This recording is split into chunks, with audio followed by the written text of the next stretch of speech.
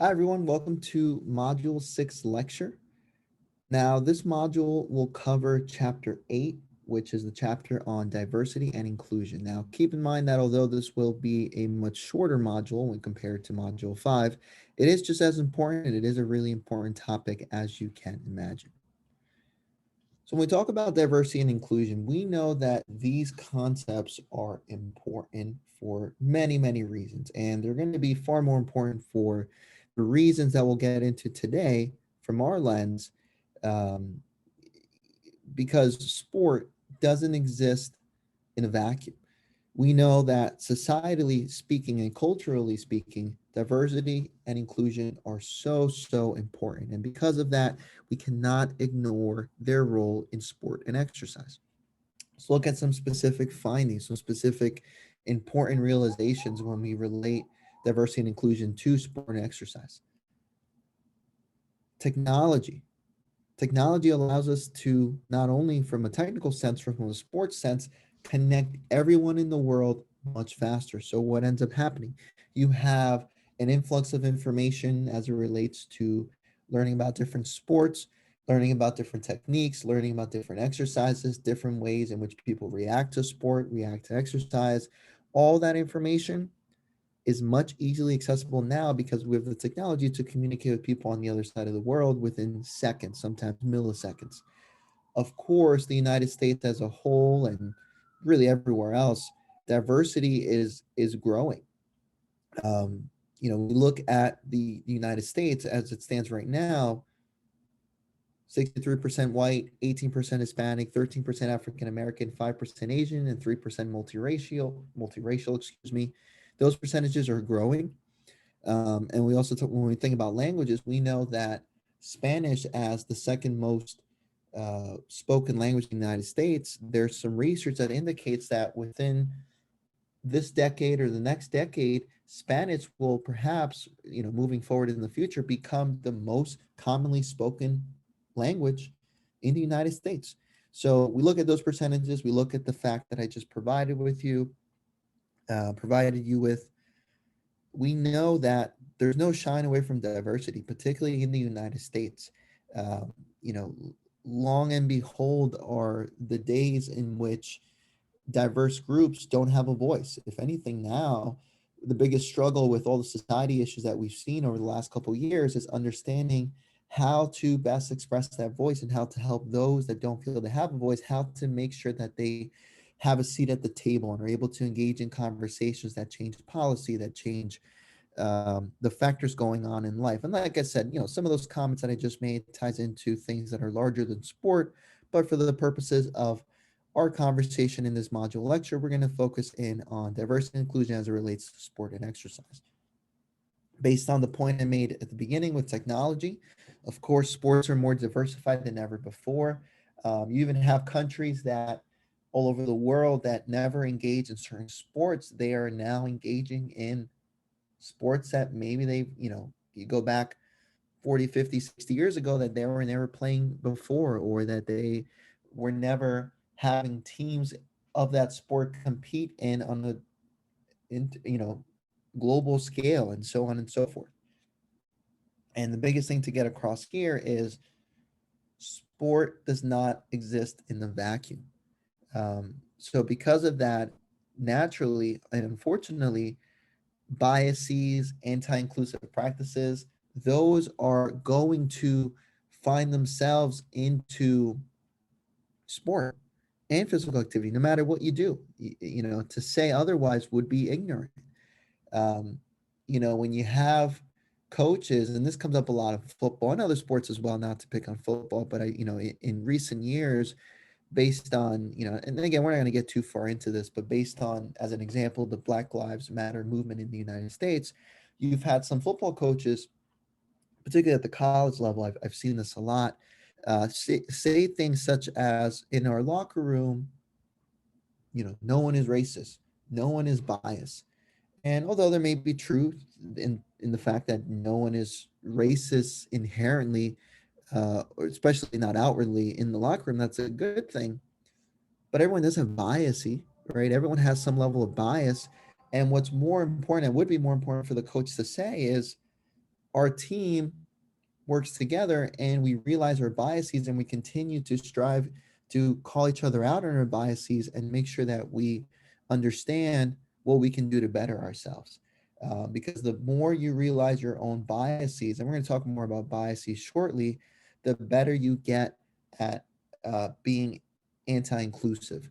Um, so when you start making comments such as, you don't see color, or no one is biased here, and so on and so forth, you miss out on the bigger picture, which is everyone has some level of inherent bias based on how you were raised, based on your background. It's important to just continue to educate yourself, continue to communicate with people of other groups, continue to get more information on things you don't understand. Apologize for jumping slides there. To better yourself as an individual and better yourself as a contributing member of society. So sport and exercise are no different. And I think now more than ever, we can really understand that. A couple of other things that I'm going to breeze through here pretty quickly. As professionals in health, exercise, and sports science, and I think I mentioned this early in the semester, but whatever your intention is in taking this course, whether you want to be an athletic trainer, personal trainer, physical therapist, exercise scientist, um, a nurse in the future, maybe you want to be a sports psychologist, whatever, you need to understand that you can't shy away from this. You're going to engage with people who are of different races, ethnic groups, other categories that put them in different circumstances, right? That make them diverse. Because diversity isn't just race and ethnicity. There's so many more elements of diversity. So people can look, quote unquote, look the same, but they can be totally different at the same time. I think that philosophy needs to be embraced. Something that becomes really interesting is we look at this finding here on that top bullet. The percentage of American adults who meet minimum physical activity guidelines is positively correlated with socioeconomic status. What does that mean? Remember, correlation is not causation. Causation means cause and effect. If this happens, then that happens. This is correlation, which means relationship. So a positive correlation means as typically as one thing goes up, usually the other thing goes up. So what is this finding saying? It means that people who generally are more into physical activity guidelines, meaning, maybe they participate in couple bouts of, if it's rigorous exercise, 30 minutes at a time, or if it's low intensity exercise, maybe they do 3 to 4 times a week of an hour, 15 minutes, something of that sort.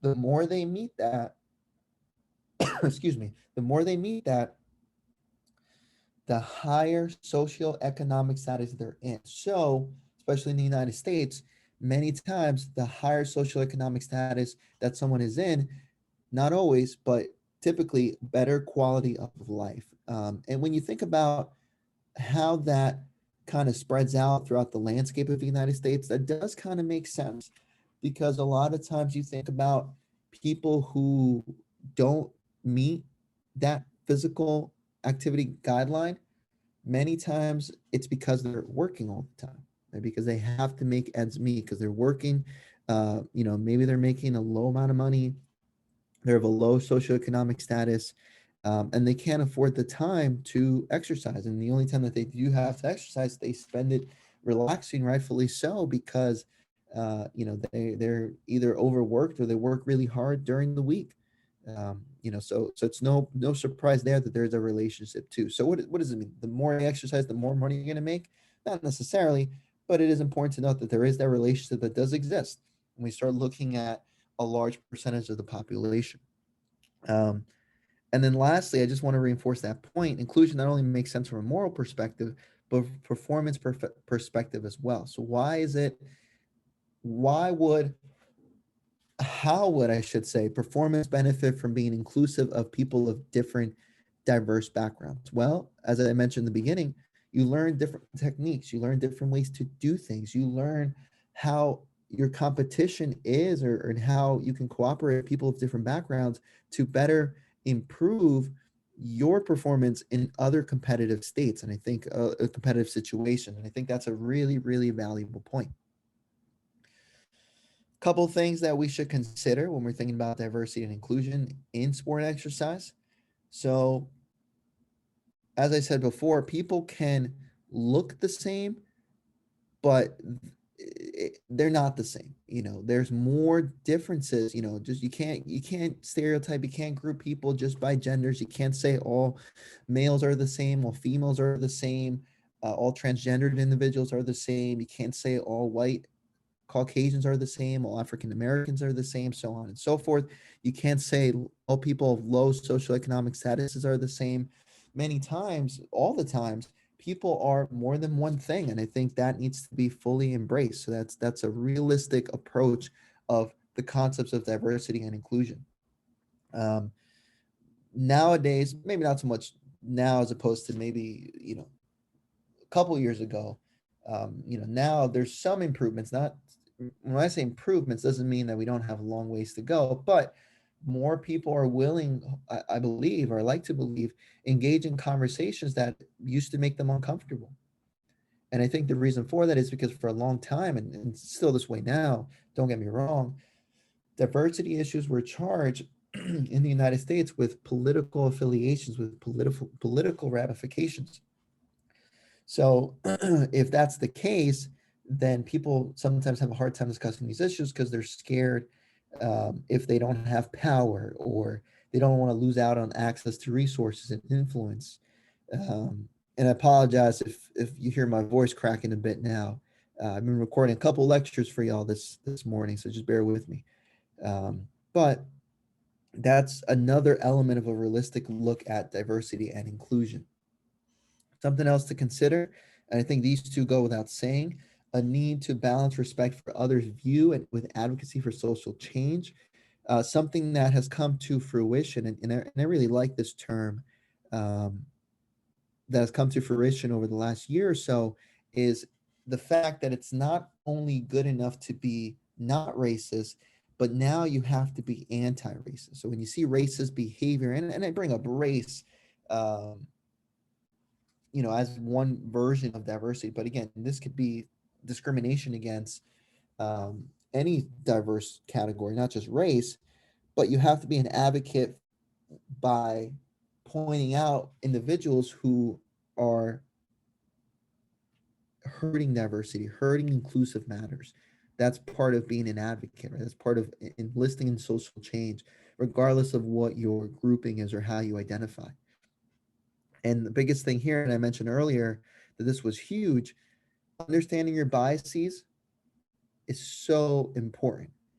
Whether, as an athlete yourself, working with your athletes, being a future professional, which my hope is that all of you will become future professionals. You have to realize that everyone has biases. Everyone has biases, right? There's no such thing as a person that has absolutely no biases within them. But what you can do is, again, realize those biases and continue to work against them, or continue to improve upon, so that you're not manifesting those biases. And again, that's not always easy, but the first part is a realization. So, um, like I said earlier, those coaches that are perhaps a little bit ignorant to the fact that some of their players, probably most of their players, all their players probably do have implicit biases, that they don't realize that. Um, they're missing out. They're missing out on the bigger picture. So in this quick video, and again, I like to play these quick videos in these module lectures, hopefully not to bore you, but just to hopefully not only give you a different voice to listen to, but hopefully give you a different perspective slightly. But here we have Dr. Andrew McIntosh, and he's going to talk about implicit biases. So let me go ahead and pull this video up.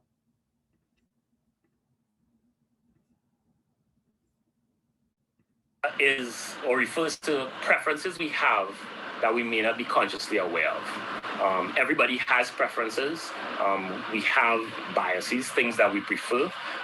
Some of them we know what they are, so I prefer chocolate or I prefer vanilla, as the case might be. But there are some things that we might prefer, but we aren't consciously aware that we prefer them. And these things kind of manifest themselves in our habits, and can also in our attitudes. And so implicit bias research has shown us that people have preferences about gender, age, race, and these things cut across individuals as well. So it's not one type of person that has it. Everybody has them. The important thing is getting aware of them, knowing what they are, and then working on them.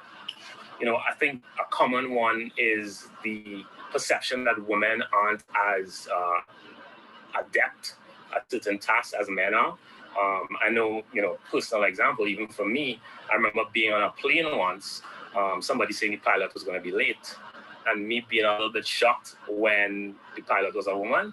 And it's not that I don't know that women fly planes. It's just that, just as an everyday kind of reference, the first thing that came to my mind when they said pilot was a man. And so biases are kind of ingrained in us because of the way we grew up in the society and our experiences.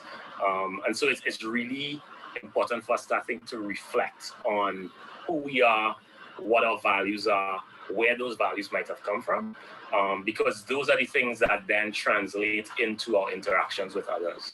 And that's how it might manifest itself, again, in terms of race, but it can also manifest itself in terms of religion, gender, ageism, those types of things. All right, so hopefully that makes sense. And he put it in I think, a much better way than I could put it in. But again, understand what implicit biases are, understand how they are important, and whether you yourself as a professional working with future athletes or athletes that you know now, or you yourself as an athlete, you need to be aware of these things, not just for those among your team, within your team, but as you move forward and you become, continue to become a member of society, in this realm of athletics and exercise. Because again, sport and exercise does not exist in a vacuum. And particularly if you're looking at this from a lens, not just the United States, but obviously we'll focus on the US for this comment. Especially now, it's important to not shy away from these conversations, not shy these conversations of having implicit biases and so forth. So a couple other things I just want to go through them, and again, we're going to go through rather quickly here, but I don't want you to think that they're not important. I just want to make sure I get it all in. Um, so culture and cultural influences we define, and these are really terms that I just want you to know the definitions of. We define culture as more than a listing of characteristics. It involves power and privilege. Some groups are advantaged while others are oppressed. That becomes very true in certain countries.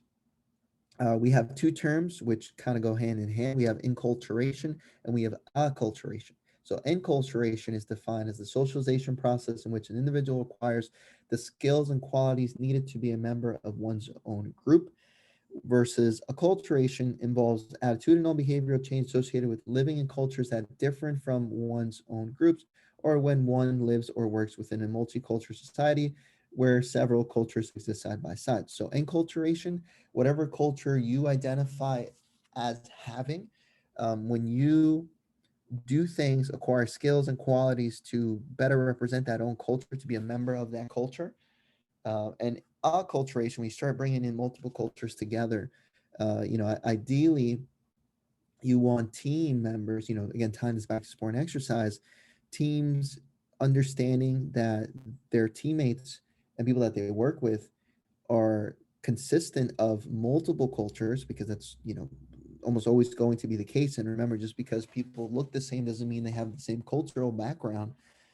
Um, that ability for each individual to have some level of enculturation within themselves becomes a larger scheme of acculturation across the team. So that is the hope. Diversity, we define diversity as the presence of socially meaningful differences among members of a dyad or group. And dyad, just, another word we can use for a grouping of individuals. Diversity deals with differences of the lack of differences, such as, and again, there's more factors. There's more differences than these, but these are the most common one. Of course, race is always the first one that comes up. But race, national origin, ethnicity, gender, social class, religion, age, marital status, and the list goes on and on and on. So, racism is one of these things that obviously people use as a weapon to, harbor, to hurt diversity, but people can attack ethnicity, people can attack gender, people can attack uh, so on and so forth, not just race. And that's things we need to look out for. And we define inclusion as a degree that people feel free to express their individuated self and have a sense of connectedness and belonging. Cultural competence, another important definition for us to get across, involves recognizing culturally based differences as well as interacting and working effectively with people from cultures different than yours.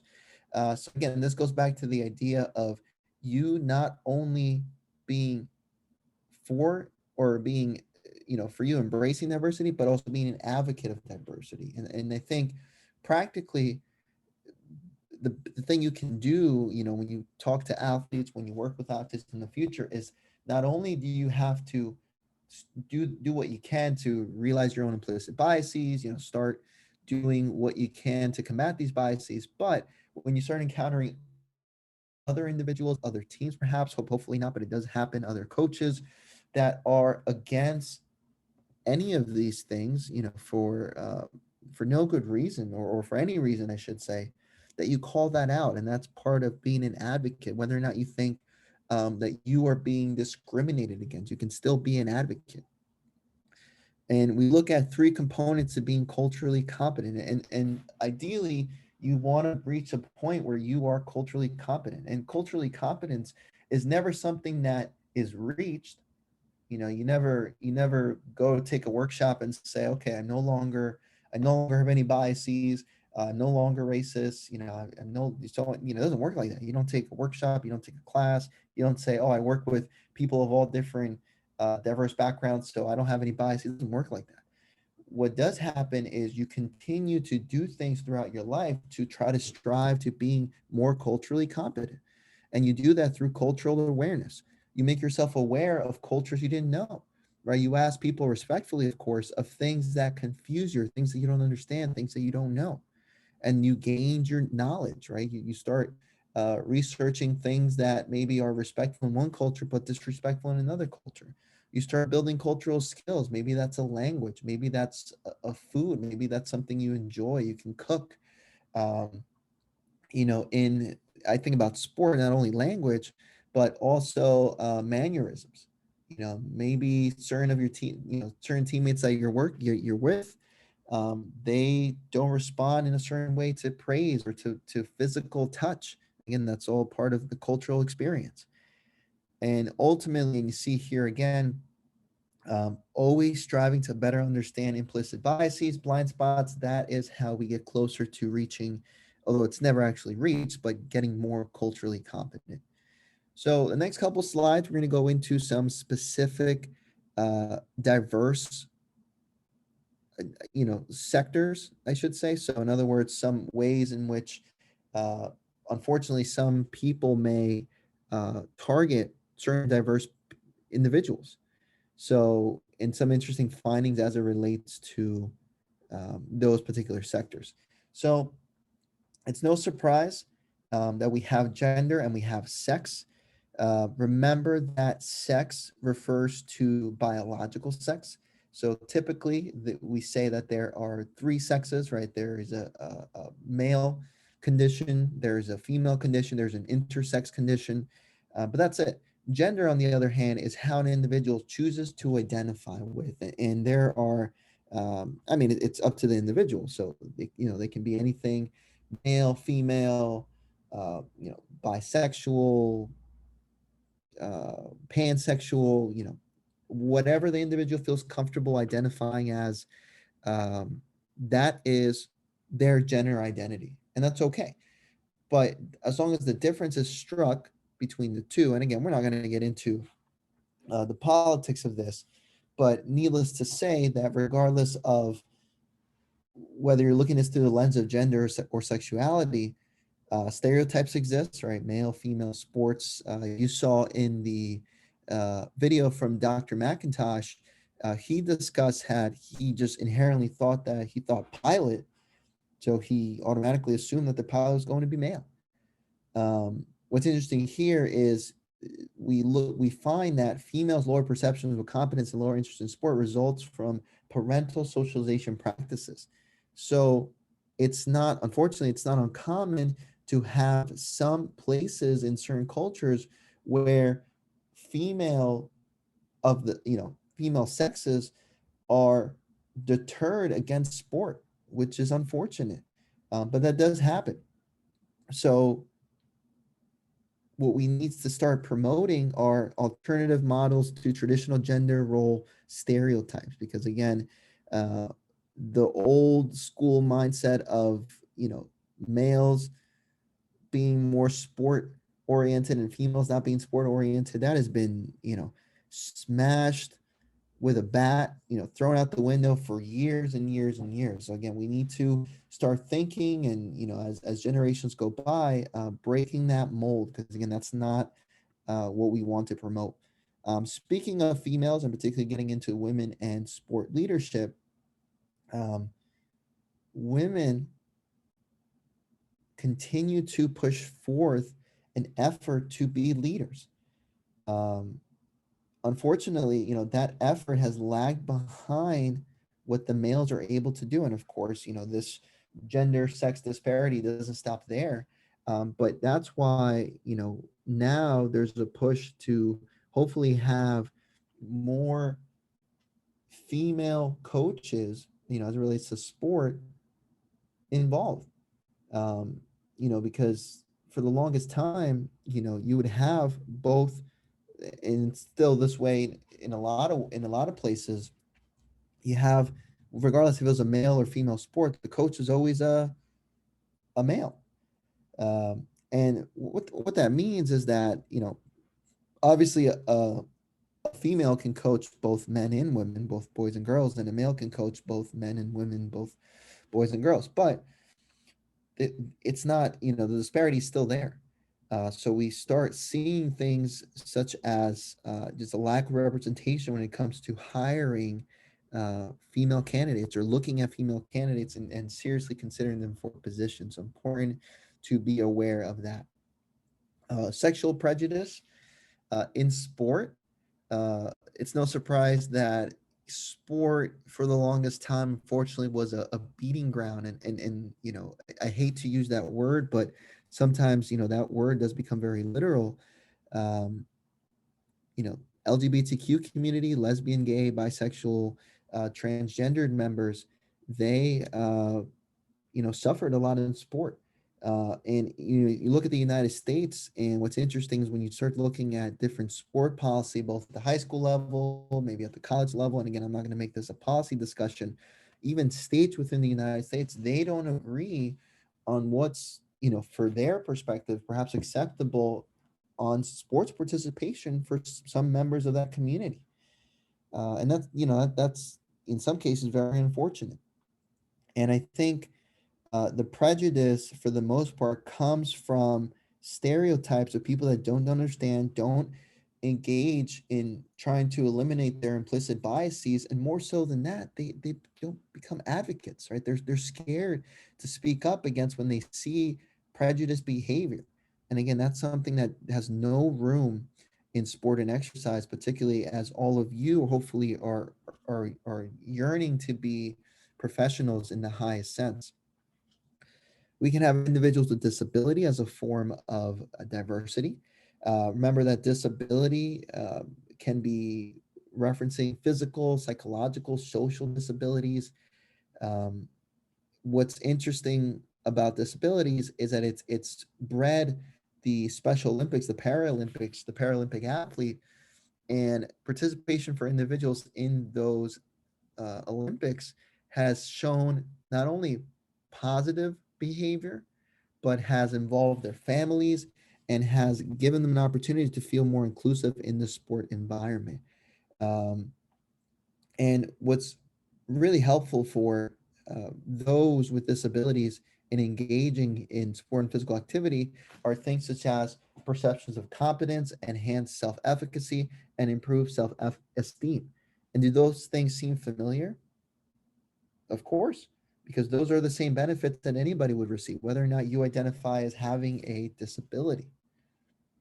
Looking at just quickly here, looking at Paralympic athletes particularly, um, again, they start developing similar needs, motives, mental approaches. They start, especially those at the elite Paralympic level, uh, then those, I should say, the same as those counterparts without disabilities or without identifying disabilities. And I really like the second point here that I have for you. Paralympians and other elite athletes with disabilities should be recognized for their capabilities rather than for their limitations. So their self-identity is not what their disability is. It is what they're able to do on that field or on that court or as a means of whatever sport or physical activity that they are performing in. Something else that we'll talk about here, athletes with attention deficit, hyperactivity disorder, or even activities that fall within the autism spectrum. Of course, there needs to be an understanding of these individuals and understand that they may display, things that's a greater need for attentiveness, sustained attention, decrease impulsivity, decreased mood. Of course, here I'm reading off some benefits that they could get from physical activity. But there's true benefits, more so maybe even for some other groups, for individuals that have potentially these disorders. And what's interesting to note is physical activity, particularly at a young level, with these types of individuals, or I should say these individuals, there is research that shows that there can be cognitive and social benefits that are really helpful to them as they begin to age throughout high school level. And then for us as future professionals, we know that there's differences, there's clear differences here, but there's some strategies such as these that we can use to make not only make ourselves comfortable, but more importantly, be more inclusive and again be more uh, realizing of the implicit biases that we may have. One other bias that does come up a lot, and this goes into body shaming and then self perception of body. We're going to talk more about this later on in the semester, but because sport and exercise, for most people, unfortunately, they automatically think of a certain physique in their mind. And again, that's based on what we've talked about, what Dr. McIntosh said earlier. That's a bias all of in itself. So it's important to not stigmatize, not promote negative stereotyping, and understand that health benefits are the goals of everyone. Obviously, if um, someone falls into an overweight category, they have just as a right to that health benefit as anyone else. And again, understanding that you're not doing things that manifest those implicit biases, that is where you want to be from an understanding perspective. And then obviously, I think we talked about this enough for now. Um, Sport and exercise does not escape race and ethnicity conversations. It does not exist in the vacuum. So it's interwoven to the fact of sport. One interesting, and I found it interesting that the text highlighted this, but it talks briefly about the African American community as it relates to race and ethnicity. And this is something I remember, hearing this growing up as a kid. People would make these comments along the lines of, oh, if you were black or Hispanic in some cases, you were better at this sport or you were better at this. And for some people, really, unfair comments along the lines of, African Americans, need sport to be millionaires, or they need to do this, or they need a vehicle for advancement in their community. And that's not true. It's not true. And that perception and that stigma that exists about that, that's really harmful. And not only to African Americans in that example, but to other um, individuals. So when comments such as, this person is this, so they must be good at that, or this person is this, so they're not good at that.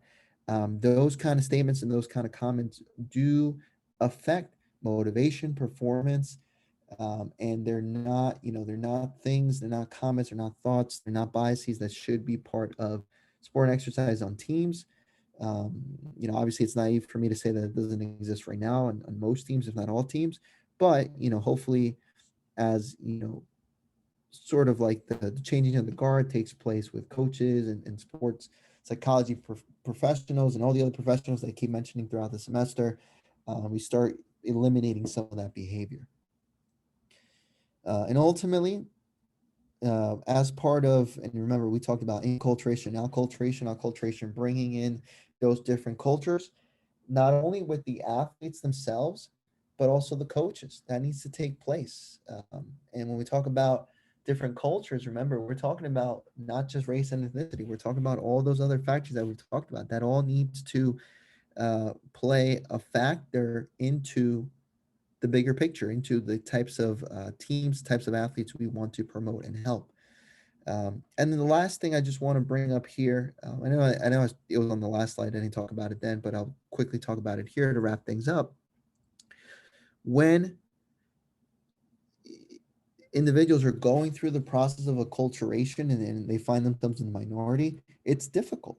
And whether or not you identify as being part of a minority group, you need to understand that it's a transition that takes place. So whether it's an athlete or a coach, we look at this type of model from the text known as the acculturation transition model. It's a three-part model consisting of the pre-transition phase, acute acculturation phase, and social cultural adaptation phase, realizing that as a person transitions to not only taking their culture, but ingraining into the culture of the team that they're working with, that takes time. So you need to understand, if you find, an athlete or you yourself or as a coach or someone else working in a culture that's not similar to yours, you need to understand that it takes time to go through these steps. And you as an advocate, if it's not you going through this process, you need to do what you can to help someone go through this model successfully, and ultimately reach that third phase, which is athletes or coaches from an outside culture coming to terms with themselves and their previous culture identity, not losing it, but also finding themselves in the new culture and the bigger picture. Um, One of the best examples I could leave you with here, I think, is at East Stroudsburg, where I mentioned a couple of times, I think, this semester already, another place where I teach and I work as an athletic trainer. The men's, really women and men's, but the men's soccer team there, I really applaud that team because it's probably one of my favorite teams to work with, because on that team you have players from all over the world, right? You have Australian, German, Brazilian, all over the world, and gay, straight, other diversity categories as well. But as a team, they work very well together to the point where you can tell for the most part, and this is an outside perspective. I don't work with them every day and I haven't worked with them often, but I'm sure if I asked their head coach, he might say something similar, where every person keeps their identity, loves their identity, embraces themselves, but also finds their place in that team, right? In that new culture that they created as the East Stroudsburg men's soccer team. So, if that can happen on most teams, on all teams, that'd be amazing.